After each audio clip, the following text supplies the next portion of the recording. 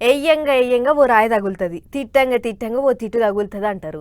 అగో అట్లనే సుయమంటే నాకో బూరే అన్నట్టు ఆయన దాంట్లే కాని దాంట్లే ఏలు పెట్టుకుంటా ఆయనోళ్ళను కానోళ్ళను తిడుతుంటాడు సినిమాల డైరెక్టర్ రామ్ గోపాల్ వర్మ సారు.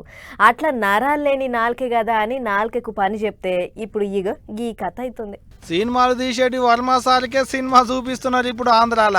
అప్పుడు పాలి సీఎం బాబు సార్ మీద, చిన్న సీఎం పవన్ కళ్యాణ్ సార్ మీద పచ్చి రాతలు రాసిండని, నోటికొచ్చినట్టు మాట్లాడిండని వాళ్ళ అభిమానులు కేసులు పెడితే వర్మ సార్ మీద కేసులు రాసి ఏపీ పోలీసులు హైదరాబాద్కు వచ్చి మరీ నోటీసులు ఇచ్చిపోయిన ముచ్చట అందరికి వెళ్ళుకున్నదే కదా.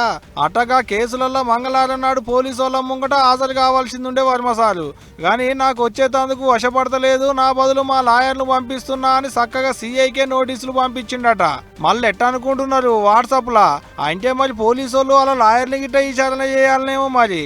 అదట్టుంటే వర్మ సార్ అనుకున్నట్టే ఒంగోలు రూరల్ పోలీసు వాళ్ళ కాడికి వాళ్ళ లాయర్నే పంపించిండు.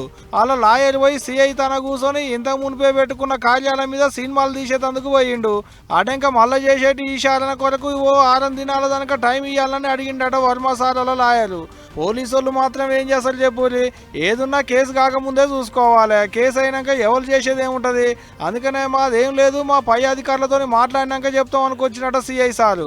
ఆంధ్రాలో ఎలక్షన్ల ముంగట బాబు సార్ను, పవన్ కళ్యాణ్ సార్ను, లోకేశం బాబును ఎడ్డించుకుంటా చిన్న రాతలు రాసిండా, చిన్న మాటలు అన్నాడా. అప్పుడు సప్పుడు గంటనే ఊకున్నారు, కానీ ఇప్పుడు అధికారంలోకి వచ్చినాక ఊకుంటారా? అప్పుడు వర్మ సారు వీళ్ళకు సినిమా చూపిస్తే ఇప్పుడు వీళ్ళు వర్మ సార్కు సినిమా చూపిస్తున్నారు. ఇక వర్మ సార్కి ఇప్పుడు తెలుస్తున్నారా కావచ్చు అసలు సినిమా అంటే ఎట్టుంటదో అనుకుంటున్నాట ఇప్పుడు పవన్ కళ్యాణ్ సార్ అభిమానులు.